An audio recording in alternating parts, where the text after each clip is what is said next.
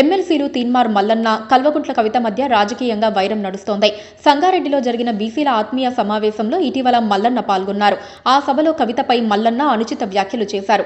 బీసీలతో కవితకి ఏం సంబంధమని ప్రశ్నించారు. బీసీల రిజర్వేషన్లపై రేవంత్ ప్రభుత్వం ఆర్డినెన్స్ తీసుకువస్తే కవిత సంబురాలు ఎందుకు చేసుకుంటుందని నిలదీశారు.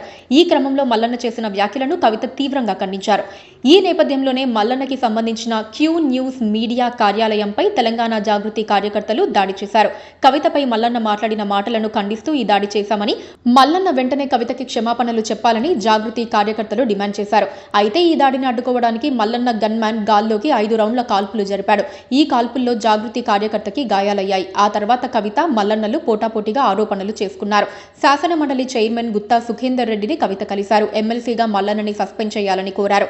ఈ పరిణామాలతో తెలంగాణ రాష్ట్ర రాజకీయాలు హాట్గా మారాయి.